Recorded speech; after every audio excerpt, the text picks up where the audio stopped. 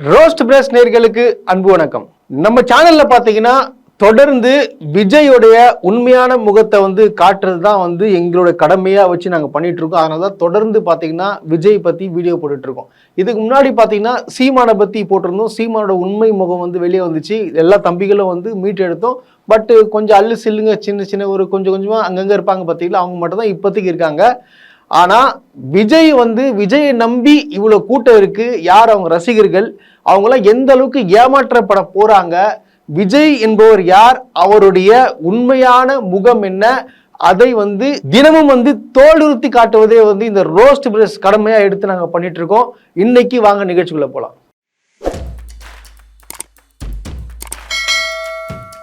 விஜயை பார்த்து திமுக பயப்படுகிறது அப்படின்னு சொல்லிட்டு எல்லா பேட்டிகளும், அதாவது எல்லா தொலைக்காட்சியெல்லாம் பார்த்தீங்கன்னா அந்த டிபேட்ல பேசிட்டு இருக்காங்க. அது எந்த தைரியத்துல அவங்க அப்படி பேசுறாங்கன்னு சொல்லிட்டு தெரியல. நேற்றைக்கு பார்த்தீங்கன்னா செந்தில் வேலன் பார்த்தீங்கன்னா அவர் தெளிவா ஒரு விஷயத்த பக்காவா எக்ஸ்பிளைன் பண்ணிருப்பாரு. அவர் என்ன சொல்லியிருந்தாருன்னு பார்த்தீங்கன்னா, திமுக பயப்படுதா விஜய் பார்த்து, அப்போ விஜய் பயந்துட்டு சினிமா விட்டு வெளியே வந்தாரா? ஸோ அப்போ சூரி இப்போ காமெடி நடிகராக இருந்து அவர் ஹீரோ ஆகிட்டு அவர் படம்லாம் பயங்கர ஹிட் ஆகுது. இதுக்கப்புறம் நம்ம ஃபீல்டில் இருந்தால் வேலைக்கு ஆகுது, நடிக்க தெரிஞ்சவங்கலாம் வந்துட்டாங்க, நான் சினிமா விட்டு வேலைக்கு அரசியலில் வர்றாங்கன்னு சொன்னால் நீங்கள் ஏற்றுப்பீங்களா அப்படின்னு சொல்லிட்டு கேட்டாங்க. அங்கே இருக்கவங்களாம் பார்த்தோன்னா இது எப்படி நாங்கள் ஒத்துக்க முடியும்? அப்போ தெரியுதுல, அதே தான் திமுகவும் மு.க. ஸ்டாலினும். விஜய் அவர்கள் பிறந்தது 1974. 1976 பார்த்தீங்கன்னா மிசா வழக்குல கைது செய்யப்படுகிறார் மு.க. ஸ்டாலின். அதாவது விஜய்க்கு 2 வயசு ஆகும் போது இவர் மு.க. ஸ்டாலின் அவர்கள் மிசா சட்டத்தை கைது செய்யப்படுறாரு. அப்போ எந்த அளவுக்கு ஒரு அரசியல் அவருக்கு தெரியும், இவருக்கு எந்த அளவுக்கு தெரியும். அப்ப எதடி விஜயை பார்த்து யாருன்னா போயிடுவாங்களா? இப்ப நீங்க சொல்றீங்களே, இப்போ சூர்யா பார்த்து விஜய் பயன்ட்டாரா அப்படின்னு சொன்னா நீங்க ஏத்துப்பீங்களா அப்படின்னு சொல்லிட்டு பக்காவா ஸ்டேட்மெண்ட் கொடுத்திருந்தார். பயத்துல இருக்கிறது திமுக தான். அந்த பயத்தின் வெளிப்பாடு தான் நீங்க பாத்தீங்கன்னா விஜயை பத்தி நீங்க தொடர்ச்சியா இவ்வளவு பயத்தின் வெளிப்பாடா பேசுறீங்க. விஜய் அவர்கள் நடிப்பதை நிறுத்திவிட்டு அரசியலுக்கு வர வேண்டும் என்று முடிவெடுத்ததுக்கு என்ன காரணம் தெரியுமா? கோடமாவு கோகிலா பயங்கர ஹிட். யோகி பாபு ஹீரோவா நடிக்க தொடங்குறாரு. அடுத்தடுத்து நடிகர் சூரிய அவர்கள் ஹீரோவா நடிக்க ஆரம்பிக்க போறாரு. சூரிய நடிச்ச படங்கள் பயங்கரமா ஹிட் ஆகுது. சோ இனி நம்ம படம் ஹிட் ஆகாது, நமக்கு போட்டியா யோகி பாபு சூரி போன்றவர்கள் வந்துவிட்டார்கள். தமிழ்நாட்டுல ஒரு உச்ச நட்சத்திரம் சார், யாரோட கம்பேர் பண்றீங்க? தெரியுதுல, அப்ப உங்களுக்கு இப்ப கோவம் வருதுல, சொன்ன தமிழ்நாட்டுல உச்ச நட்சத்திரம் யாரோட கம்பேர் பண்றீங்கன்னு வருதுல. நடிகர் விஜய் அவர்கள் பிறந்தது எந்த வருஷம் தெரியுமா ஹரி? 1974 ஜூன் 22 நடிகர் விஜய் அவர்கள் பிறக்கிறார். அவர் 1.5 வயது குழந்தையாக தவழ்ந்து கொண்டிருந்த காலம் 1976 ஜனவரி 31 மிசா சட்டத்தில் சிறை செல்கிறார் ஸ்டாலின். இவர் 1.5 வயது குழந்தையாக இருக்கின்ற பொழுது மிசாவை எதிர்த்து சிறைக்கு சென்றவர். அவர் விஜயை பார்த்து வச்சுக்கிறாரா? இது எவ்வளவு பெரிய காமெடி. கரெக்ட் தானங்க? அது எப்படி விஜய் வந்தா எல்லாம் பண்ணுவாரு, விஜய் நம்பி எப்படி ஓட்டு போடுவீங்கன்னு யாருன்னா கேளுங்க, தெரியாது. விஜய் என்ன ஸ்ட்ராட்டஜிக்ஸ் கொண்டு வந்திருக்காரு, இதை யாருக்குமே புரிஞ்சிக்க மாட்டாங்க. சரி, இப்ப திமுக நல்லது பண்ணல, நீ என்ன பண்ண போற? இப்ப திமுக குறை சொல்றது வேற, அந்த வாய் குறை சொல்றதா இருக்கு, அதை விட்டுருங்க. நீ குறை சொல்ற, அப்புறம் நீ என்ன கொண்டு வர போற? இப்ப இருக்கிற இடம், இந்த இடத்த எப்படி நீங்க மாத்த போறீங்க அப்படின்ற பிளான் எதுனா இருக்கா? கிடையாது. குறை சொல்றது குறை சொல்லே இருக்கு. ஆனவன சொல்றீங்க எம்ஜிஆர், அடுத்த எம்ஜிஆர். ஏங்க எம்ஜிஆர் பண்ணிட்டாரு, அதை விட்டுருங்க. நீ என்ன பண்ண போற? எம்ஜிஆர் இறந்துட்டாரு, நீங்க என்ன பண்ண போறீங்க? அடுத்த எம்ஜிஆர்னா எம்ஜிஆர் அளவுக்கு நீங்க என்ன பண்ணீங்க? 18 வருஷம் நீங்க போயிட்டு மக்களுக்காக போராடினீங்களா, இல்ல அரசியல் இருந்தீங்களா? எதுலையுமே இல்ல. திடீர்னு வர்றீங்க, இந்த இவர்தான் எனக்கு போட்டின்றீங்க. எப்படி போட்டி ஆகும்? நீங்க யாருங்க? நீங்க முதல்ல சின்ன பப்பா, அரசியல்ல பப்பா. புரிஞ்சுக்கணும். ஒவ்வொரு கட்டம் நான் ஓப்பனா சொல்றேங்க, நார்த் இந்தியா மீடியால பாத்தீங்கன்னா எல்லாருமே என்ன சொல்றாங்க, தமிழ்நாடு ஒரு பயங்கர வளர்ச்சியா இருக்கு, அவங்க தான் சேர்வா பண்ணிட்டு இருக்காங்க சொல்றாங்க. ஆனா தமிழ்நாட்டுல என்ன சொல்றீங்க? அரசியல் விமர்சகர்களும் அரசியல்வாதிகள் என்ன சொல்றீங்க? திமுகவால தமிழ்நாடு அழியுது. எப்படி அழியுது? திமுக எப்படி அழிக்குது? அவங்க தானே உருவாக்குறது ஒன்னும். ஏங்க ஒரு சின்ன ஒரு விஷயம் சொல்றாங்க, எஜுகேஷனுக்காக, எஜுகேஷன் தான் முக்கியம், எஜுகேஷனுக்காக கவர்மெண்ட் என்னென்னலாம் பண்ணிருக்கு அதுக்கு தெரியுமா? அதை விட நான் சொல்றேன் கேளுங்க, பைத்தான், ஏஐ, கோடிங் இதெல்லாம் இருக்குங்க. இதெல்லாம் கொண்டு வந்திருக்காங்க இந்த எஜுகேஷன்லாம். இந்தியாவில் வேற எங்க இருக்குன்னு சொல்லிட்டு காட்டுங்க. இதை நீ படிக்கிறியா? இதை நீ படிச்சு முடிச்சுட்டு வா, உனக்கு ஏத்த கம்பெனில வேலை இருக்கு, அந்த அளவுக்கு ரெடி பண்ணி வச்சிருக்காங்க. எத்தனை இளைஞர்கள் படிச்சுட்டு வராங்களோ அத்தனை இளைஞருக்கும் வேலை கொடுக்கும் விதமாக பெரிய பெரிய கார்ப்பரேட், அதாவது வெளிநாட்டுல இருந்து இன்வெஸ்ட்மெண்ட் பண்ணிருக்காங்க. இதெல்லாம் யார் பண்ணுவாங்க? எஜுகேஷன் சிஸ்டம் பொறுத்த வரைக்கும் தமிழ்நாடு தான் நம்பர் 1. சரி, ஒரு சின்ன ஒரு எக்ஸாம்பிள் கொடுக்குறேங்க. கர்நாடகா எடுத்துக்கோங்க. கர்நாடகால பாத்தீங்கன்னா பெங்களூர் வளர்ச்சி, கண்டிப்பா வளர்ச்சி இருந்துச்சு, எல்லாம் ஒத்துக்கணும். கண்டிப்பா நல்லா டெவலப்மெண்ட், இன்ஃப்ராஸ்ட்ரக்சர்ல இருந்து எல்லாம் டெவலப்மெண்ட். பட் ஆனா அங்க ரோடு பெருசா இல்ல, டிராபிக் ஜாம் ரொம்ப ஜாஸ்தி. இருந்தாலும் வளர்ச்சின்னா ஒத்துக்கிறா, எக்ரி. அதை தவிர்த்து வேற எந்த மாவட்டத்திலேயாவது சொல்லுங்க பார்க்கலாம், பேர் சொல்லுங்க, இது வளர்ச்சி அடைஞ்சுன்னு சொல்லுங்க பார்க்கலாம். கிடையாது. இது எந்த ஸ்டேட் வேணா எடுத்துக்கோ, இதே எடுத்துங்க, தெலுங்கானா எடுத்துங்க, இது வேணா எடுத்துங்க, ஹைதராபாத் சொல்லுவீங்க, அது தவிர வேற எங்கன்னா சொல்லுவீங்க, சொல்லுங்க பார்க்கலாம். கிடையாது. நான் சொல்லுவேன் தமிழ்நாட்டில் சென்னை சொல்லுவேன், அப்புறம் முதல்ல கோயம்புத்தூர் சொல்லுவேன், சேலம் சொல்லுவேன், மதுரை சொல்லுவேன், திருச்சி சொல்லுவேன். தெரிஞ்சுக்கோங்க, இதுதான் டெவலப்மெண்ட், இதுதான் டெவலப்மெண்ட். நான் சொன்ன விதத்துல கரெக்டா தப்பா நீங்க சிந்திச்சு பார்க்கணும். தமிழ்நாடு அப்ப எந்த அளவுக்கு வளர்ந்துருக்கு, இதுதான் முக்கியம். ஏன் தமிழ்நாட்டில் வந்து எல்லாரும் வேலைக்கு வராங்க, அதாவது வெளி மாநிலத்தார் எப்படி தமிழ்நாட்டில் வேலைக்கு வராங்க, அதிகமா இங்க வர்றது இங்க தமிழ்நாட்டுக்கு தாங்க. ஏன்னா இங்கதான் வேலை வாய்ப்புகள் அதிகமா இருக்கு. சோ அதனால வராங்க. எதுக்கு வராங்க? இந்த தமிழ்நாடு தான் வளர்ச்சி அடைந்திருக்கு. யாரால வளர்ச்சி அடைஞ்சிருக்கு? இந்த திமுக கவர்மெண்டால தாங்க. இப்ப ஏடிஎம்கே ஆண்டுதுன்னு சொல்றாங்களே, ஏடிஎம்கே என்ன பண்ணுச்சுன்னு கேட்டா சொல்லுங்க. 10 வருஷத்துல என்னென்ன திட்டத்தை கொண்டு வந்தீங்க, என்னென்ன திட்டத்தை முடிச்சு வச்சீங்க சொல்லுங்க. முடியாது. இப்போ நான் சொல்ற 2 வருஷத்துல இந்த மெட்ரோ கனெக்டிவிட்டி சென்னை ஃபுல்லா வந்து முடிய போகுதுங்க. அப்ப எந்த அளவுக்கு ஒரு ஃபாஸ்டா வேலை நடந்துட்டு இருக்கு, இதெல்லாம் சிந்திக்கணும். இந்த மாதிரி விஜய் வந்து கொண்டு வராரா? சரி, நீங்க வந்து கொண்டு வந்துட்டீங்க, நீங்க வந்து இதை விட நான் வந்து பயங்கர டெவலப்மெண்ட் பண்றேன். இப்ப கவர்மெண்ட் ஹாஸ்பிட்டல்லாம் பாத்தீங்கன்னா நான் வந்து பெரிய பெரிய பிரைவேட் ஹாஸ்பிட்டல் மாதிரி பயங்கர ஒரு இன்ஃப்ராஸ்ட்ரக்சரோட நான் ரெடி பண்ணி காட்டுறேன், இந்த 2 வருஷத்துல ரெடி பண்ணி காட்டுறேன். இல்லையா, நான் ரிசைன் பண்ணிட்டு போறேன்னு சொல்லிட்டு எழுதி கொடுத்துட்டு வர சொல்லுங்க பார்க்கலாம், சொல்லுங்க பார்க்கலாம். இதுதான் கட்டமைப்பு. இந்த மாதிரி இந்த கவர்மெண்ட்ல இருக்கிற கட்டமைப்பு வேற எங்கேயுமே கிடையாதுங்க. இது உண்மை. இது தெரியாம ஒரு நடிகனை நம்பி இந்த அளவுக்கு, அதாவது அவன் நடிச்சா அவன் அதே மாதிரி சினிமா நடக்கிற மாதிரி தமிழ்நாட்டில் அதை உண்மையா நடக்கும்னு சொல்லிட்டு நினைச்சிட்டு இருக்கீங்களா? கிடையாது. எத்தனை பேர் ஏமாந்துட்டு இருக்கீங்க? இந்த அளவுக்கு இந்த 4 வருஷத்துல இவ்வளவு பெரிய வளர்ச்சி அடைஞ்சிருக்கு இந்த திமுக கவர்மெண்டால. அடுத்த 5 வருஷத்துல இன்னும் வளரும். அது உண்மைதானே? ஆனா உடனே இப்ப என்ன சொல்றான், இந்த அரசாங்கத்தை அதாவது கவுக்கிறதுக்காகவும் கெட்ட பேர் உண்டாக்குறதுக்காகவும் என்ன பண்றாங்க, ஈடி ரைடு வராங்க. நான் கேட்கிறேன், வேற எந்த ஸ்டேட்லயுமே ஏன் ஈடி ரைடு விடல? தமிழ்நாட்டையே ஏன் டார்கெட் பண்ணி விடுறாங்க? அதாவது பாத்தீங்கன்னா பிஜேபிக்கு சப்போர்ட் பண்ற கவர்மெண்ட் விட்டுறாங்க, சப்போர்ட் பண்ணாதவங்களுக்கு ஈடி ரைடு விடுறாங்க. இது நடந்துட்டு இருக்கு. எல்லாரும் சிந்திக்கணும். இதை வச்சு அரசியல் பண்றாங்க. கேட்ட டாஸ்மார்க்ல வந்து ஊழல் கடந்த 11 வருஷமா வந்து திமுக தான் ஆண்டு இருக்கா?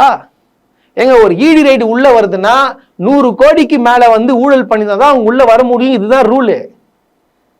ஆனா வர முடியல. அதனாலதான் வந்து 10 வருஷம் கேஸ் எடுத்துக்கிறாங்க. 10 வருஷம் அப்ப யார் ஈடுபட்டு இருக்கா மெயினா?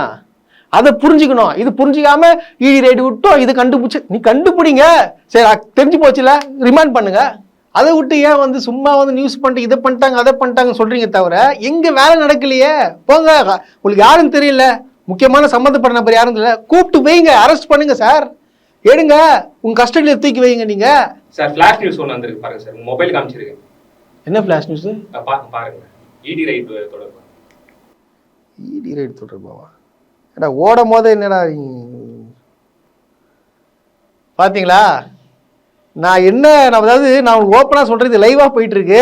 நீங்க கூட டைமிங் கூட பாத்துங்க. இப்ப சரியா வந்து டைம் கரெக்டா 12:03 தான் நியூஸ் வந்திருக்கு. இடி விசாரணைக்கு தடை. அதாவது என்ன சொல்லிருக்காங்கன்னா, அனைத்து வரம்புகளையும் மீறி வந்து இடி வந்து செயல்படுது அப்படின்னு சொல்லிட்டு சொல்லிக்கிறாங்க. நீதிபதியும் வந்து கண்டனத்தை தெரிவிச்சிருக்காரு. அதாவது என்ன சொல்லியிருக்கிறாங்கன்னா, உச்ச நீதிமன்றத்துல நீங்க வந்து ஒருத்தர் செய்த தவறுக்கு எப்படி வந்து மொத்த நிறுவனத்தையும் வந்து நீங்க குறை சொல்ல முடியும்னு சொல்லிட்டு சராமரியா கேள்வி கேட்டுக்கிறாங்க. இதான உண்மை. அந்த அதிகாரி தான் கிட்டத்தட்ட 12 வருஷமா இருக்காரு. அவர் மேல முறைகேடு இருந்துச்சுன்னா நீங்க அவரை தான் நீங்க பிடிக்கணும். அதை விட்டு வந்து சம்பந்தமே இல்லாம யாரையோ தூக்கிட்டு இவரு சம்பந்தப்பட்டிருக்கார், அவர் இவங்க கூட போறாரு அவங்க கூட போறாருன்னு நீங்க கதை விட்டுட்டு இருக்கீங்களே, இதெல்லாம் நீடிக்குமா? நீங்க பாருங்க, மக்கள் வந்து ஒவ்வொரு விஷயத்தையும் புரிஞ்சுக்கணும். இடி வந்து யார் அட்டாக் பண்ணுது, எதுக்காக அட்டாக் பண்றது, எதுக்காக வந்து சும்மா ரைடு விடுன்ற பேர்ல இதெல்லாம் பண்றாங்கன்றத மக்கள் வந்து தெளிவா புரிஞ்சுப்பாங்க. அதுக்கப்புறம் பாக்குறேன் சவுக்கு சங்கர், அவன் வந்து ஆல்ரெடி பார்த்தோன்னா கண்ணு தெரியாது, கண்ணாடி போட்டு இருப்பான். எங்கேயோ ஒரு ஸ்டேடியத்துல வந்து ஒரு கார் இருக்கு, அந்த கார்ல வந்து யாரோ ஒருத்தர் ஏறி போறாங்க. உடனே அவர் பாத்தீங்களா உதயநிதி வந்து அந்த இவங்க கூட எல்லாம் போறாங்க, அந்த டாஸ்மார்க் முறைகேடு பண்ணாங்க பாத்தீங்களா, அவங்க கூட தான் போறாங்கன்னு சொல்லிட்டு ஒரு வீடியோ போட்டு காட்டுறான். அவனுக்கே கண்ணு தெரியாது, 4 கண்ணு. இதுல வர அவர் பார்த்து சொல்றாரு பாத்தீங்களா உதயநிதி. ஏண்டா உங்களுக்குலாம், அதாவது இவங்களோட மாஸ்டர் பிளான் என்னன்னு பாத்தீங்கன்னா, எல்லாருமே மொத்தமா சேர்ந்து திமுகவை அழிக்கணும். அதுக்காக தான் இவங்க பிளான் போடுறாங்க. அது என்னென்ன பிளான் நான் சொல்றேன் கேளுங்க. இப்போ பிஜேபியும் ஏடிஎம்கேவும் வந்து இப்போ வந்து ஒன்னாயிட்டாங்க. இப்போ வந்து ஏடிஎம்கே வர்சஸ் டிஎம்கேன்னு இருக்கு. ஸோ இப்போ டிஎம்கேவோட ஓட்டை பிரிக்கணும்னா அதுக்கு வந்து என்ன யூஸ் பண்றாங்க, யார் யூஸ் பண்றாங்க பார்த்தோன்னா விஜய் இறக்கி விட்டுருக்காங்க. ஸோ விஜய் என்ன பண்றாரு பாத்தீங்கன்னா திமுக பத்தி மட்டும் தான் பேசுவார். அதே போல பார்த்தீங்கன்னா ஒரு கேரக்டர் நாய் ஒன்று இருக்கும் சீமானு, அவனும் என்ன பண்ணுவான் திமுக பத்தி தான் பேசுவான். திமுக பத்தி பேசினா என்ன ஆகும்னா இந்த திமுகவோட ஓட்டெல்லாம் வந்து பிரிப்பாங்க இவங்க ரெண்டு பேரும். ஸோ பிரிக்கும் போது என்ன பார்த்தீங்கன்னா ஏடிஎம்கே கொஞ்சம் ஓட்டு இன்க்ரீஸ் ஆகும், அவங்க ஜெயிக்கிறதுக்கான வாய்ப்பு இருக்கு. இந்த பிளான்ல தான் இறங்கியிருக்கானுங்க. நான் திருப்பி சொல்றேன், விஜய் எந்த கட்சி கூடயும் கூட்டணி போக மாட்டாரு. அதே போல வந்து சீமான எந்த கட்சியில போக மாட்டாங்க. இவங்க ரெண்டு பேருக்கும் பிஜேபி கொடுத்த அஜெண்டா என்னன்னு பாத்தீங்கன்னா இவங்க ரெண்டு பேரும் திமுகவை பத்தி மட்டும் விமர்சனம் பண்ணணும், விமர்சனம் பண்ணி ஓட்டை பிரிக்கணும். ஏன்னா 2021 எலெக்ஷன்ல பார்த்தீங்கன்னா கிட்டத்தட்ட 3% தான் வந்து திமுக கூட்டணி வந்து அதிகமா வெற்றி பெற்றுச்சு. இதுதான் உண்மை, நடந்த ஃபேக்ட். ஸோ வந்து இந்த 3% ஓட்டை பிரிக்கணும்னா இது முக்கியமான ஒரு நபர் தேவை. அது யாருன்னு பார்த்தீங்கன்னா விஜய். இந்த விஜயை கூட்டு வந்து நிறுத்திட்டு என்ன பண்றாங்கன்னா ஸோ வந்து திமுகவை எதிர்த்து பேசினா வந்து ஓட்டு பிரியுன்ற அந்த மெயின் ஸ்ட்ராட்டஜி, பக்கா ஸ்ட்ராட்டஜி போட்டு உள்ள வந்து இந்த கைவர்கள் வந்து என்ட்ரியா இருக்கிறாங்க. இதுதான் உண்மை. திமுக வளர்ந்துச்சுன்னா இவங்க யாருமே இருக்க மாட்டாங்க அரசியல்ல. அதுக்காக வந்து என்ன பண்றாங்கன்னா இவங்க இந்த மாதிரியான விஷயத்தை கொண்டு வந்து மக்கள் வந்து இந்த ஒரு ஸ்டேட்லயே வந்து இந்த அளவுக்கு ஒரு நல்லது பண்ணல, அதனால இன்னும் வளர்ந்துருவாங்கன்னு சொல்லிட்டு இந்த அழிக்கணும், இந்த கட்சியை அழிக்கிறதுக்காக என்னென்னவோ பண்ணிட்டு இருக்காங்க. இதெல்லாம் எம்ஜிஆர்ல இருந்து பார்த்தாங்க, இப்போ வரைக்கும் எவனும் அழிக்க முடியல, சொன்னவங்க அழிஞ்சு போயிருக்காங்க. அது உண்மை, இதுதான் உண்மை நடக்க போகுது. பட் ஆனா மக்கள் வந்து தெளிவா இருக்கணும், அவங்க சிந்திக்கணும். அடடா இது முன்னாடி எப்படி இருந்துச்சு, இப்போ திமுக கவர்மெண்ட் வந்து எப்படி இருக்குன்றத மக்கள் வந்து தயவு செய்து நீங்க சிந்திங்க. சினிமா நடிகன் பேச்செல்லாம் நம்பாதீங்கன்றது நான் கேட்டுக்கிறேன். நான் இது போக நான் இன்னொரு விஷயம் நான் சொல்றேன் கேளுங்க. இப்போ வந்து அதிமுகவை எடுத்துக்கோங்க. அதிமுக என்ன சொன்னாங்க, அதாவது பார்த்தீங்கன்னா பிஜேபி கூட நாங்கள் கூட்டணி கிடையாது, அவங்களால தான் நாங்கள் தோத்தோம், அதனால வந்து எங்களுக்கு வேண்டாம், தமிழ்நாட்டு மக்கள் வந்து அவங்களை ஏற்றுக்கொள்ள மாட்டாங்க, இது எத்தனை வருஷமானாலும் சரி, இல்லை 2030 எத்தனை வருஷமானாலும் சரி, நாங்கள் வந்து பிஜேபி கூட கூட்டணியே இல்லைன்னு சொன்னாங்க. ஆனால் பார்த்தீங்கன்னா திடீர்னு வந்து என்ன ஆகுது, கூட்டணி வைக்கிறாங்க. ஸோ வந்து என்ன கொள்கையில் என்ன ஸ்டாட்டிஸ்டிக்ஸில் வந்து இவங்க வந்து பிஜேபி கூட்டணி வச்சா எடப்பாடி பழனிசாமி கேளுங்க, தெரியாது. ஏன்னா இவங்க வந்து அவங்க கிட்ட சிக்கியிருக்கிறாங்க. அதனால இவங்களை வச்சு என்ன பண்றாங்க, பக்காவோட கேம் பிளான் பண்றாங்க. இப்போ வந்து ஏடிஎம்கே கூட ஜெயிச்சா கூட மினிஸ்டர் வாங்குறது, அதாவது அதிகாரத்துல வந்து பங்கு கேட்கறதுக்கான வந்து விஷயத்தை வந்து கொண்டு வந்து டாக்டிக்ஸ் ஹேண்டில் பண்ணிட்டு இருக்காங்க. இதுதான் உண்மை. எடப்பாடி பழனிசாமி வந்து இப்போ நான் ஓப்பனா கேட்கிறேன், எடப்பாடி பழனிசாமி நாங்க இந்த உங்க ஆட்சியில நீங்க கொண்டு வந்த திட்டத்தை இதை சொல்லி மக்கள்கிட்ட உங்களால ஓட்டு கேட்க முடியுமா? நீங்க எந்த திட்டத்தை கொண்டு வந்தீங்க? தூத்துக்குடியில் சுட்டதை சொல்லுவீங்களா, சுற்றுவேன் ஓட்டு போட்டுருவேன்னு சொல்லுவீங்களா? இல்லை ஜல்லிக்கட்டில் வந்து இது பண்ணீங்களே அந்த மாதிரி எதனா ஒரு கலவரம் பண்ணுறேன் அந்த மாதிரி ஓட்டு போட்டுன்னு சொல்லி மிரட்டுவீங்களா? என்ன பண்ணுவீங்க நீங்கள்? ஒரு போலீஸ்காரனை விட்டு ஏவி விட்டு 2 பேரை அடித்து சாவடிச்சிங்களே, கொன்னீங்களே, அந்த மாதிரி மிரட்டி சாவடிப்பீங்களா நீங்கள்? இல்லை எதை வச்சு நீங்கள் ஓட்டு கேட்பீங்க? நீங்கள் மக்கள் வந்து சிந்திக்கணும். 2016 2021 வரைக்கும் நடந்த அட்டூழியங்கள் நீங்கள் யோசிச்சு பாருங்க. தொடர் போராட்டம், அதாவது ஒரு நாள் முடிஞ்சா அடுத்த ஒரு நாள் ஒரு போராட்டம் வெடிக்கும், தினம் போராட்டம். எந்த நாளாவது போராட்டம் நடக்காத நாள் உண்டா அந்த 5 வருஷத்துல? நான் கேட்கிறேன். தினமுங்க. அதாவது ஜெயலலிதா மரணத்திலிருந்து கடைசியா இந்த கொரோனா பீரியட்ல அந்த போலீஸ் ஸ்டேஷன்ல 2 பேரை சாவடிச்சாங்களே, ஸோ அது வரைக்கும் வந்து போராட்டம் தான் நடந்துட்டு இருக்கு. எடப்பாடி பழனிசாமி என்ன கிழிச்சார்? ஒன்னும் கிழிக்கல. வணக்கம் போட்டு வணக்கம் சாமி கும்பிடு போட்டு தமிழ்நாட்டுடைய அதிகாரத்தெல்லாம் விட்டு கொடுத்துட்டாரு. நீட்டு கையெழுத்து போட்டாரு, சிஏ கையெழுத்து போட்டாரு, எல்லாமே கையெழுத்து போட்டது இவர் தானே. திமுக என்ன பண்ணுச்சு? திமுக இன்னும் எதிர்த்துருக்குதுங்க. நான் ஒரே ஒரு விஷயத்த நான் சொல்லிக்க விரும்புறேன். ஒன்றும் இல்லை, இவங்கள மாதிரி திமுக பிஜேபி கூட கூட்டணி வைக்கிறதுக்கு எவ்வளோ நேரங்க ஆகும்? ஆந்திராவில் பார்த்தீங்களா, அவங்க கூட கூட்டணி வச்சு முதல் தடவை ஃபர்ஸ்ட் இந்த அமௌண்ட் ரிலீஸ் பண்ணது 5000 crores ரிலீஸ் பண்ணியிருக்கிறாங்க அவங்களுக்கு. அந்த மாதிரி காசு வாங்கிக்கின்னு அவங்க சொல்றதுலாம் ஆமா சாமின்னு தலையாட்டுறதுக்கு எவ்வளோ நேரம் ஆகுங்க? ஏன்னா தமிழ்நாடு மக்களை வந்து வளர்ச்சி அடைய வச்சது திமுக. இதை வந்து இன்னும் வளர்ச்சி அடையணும், அவங்க கிட்ட விட்டு கொடுக்க கூடாது, இது திராவிட நாடுன்ற அந்த ஒரு கொள்கை கோட்பாடோட வந்து இருக்கிறது இந்த கட்சிங்க. என்ன ஆனாலும் சரி தன்மானத்தை விட்டு கொடுக்க மாட்டோம்னா அவங்க கூட கூட்டணி வைக்க மாட்டோம்னு சொல்லிட்டு இந்த அளவுக்கு இருக்காங்க. தொடர்ந்து வந்து அச்சுறுத்துறாங்க, இடி ரைடு விட்டு. இதுதான் உண்மை. அப்ப நீங்க சிந்திக்கணும், யார் வந்து உண்மையை இறங்கி செயல்படுறா அப்படின்னு சொல்லிட்டு சிந்திக்கணும். இப்போ விஜய் வந்து இறங்கி வராருங்களேங்க, விஜய் வந்து இறங்கி வராரு, விஜய் வந்து எல்லாமே பண்றாரு, கரெக்ட், எல்லாம் பண்றாரு பண்றேன்னு சொல்றாரு. விஜய்க்கு அரசியல் ஒன்றும் தெரியாது. அவர் வந்து ஒரு சீஃப் மினிஸ்டர் ஆயிட்டாருன்னு வச்சுங்க, வந்துட்டு என்ன பண்ணுவார் அவரு? இதை பத்தி எடுத்து ஒண்ணுன்னா பாக்குறதுக்கு கிட்டத்தட்ட 2-3 வருஷம் ஆயிடுங்க. கடைசி 2 வருஷத்துல வந்து மக்களுக்கு செஞ்சு முடிச்சிருவாரு அவரு. சினிமா இண்டஸ்ட்ரி, அதாவது அவர் இருக்கிற சினிமா இண்டஸ்ட்ரியில அவர் என்ன பண்ணியிருக்காரு அதை மட்டும் எடுத்து சொல்லுங்க. என்ன உதவி பண்ணியிருக்காரு? எல்லாரும் அழிச்சுதான் இருக்காரு. எல்லாரும் வந்து அவருக்கு சப்போர்ட்டே கிடையாது. உங்க சினிமா இண்டஸ்ட்ரி பொறுத்த வரைக்கும் அவருக்கு யாரும் சப்போர்ட் பண்ண மாட்டாங்க.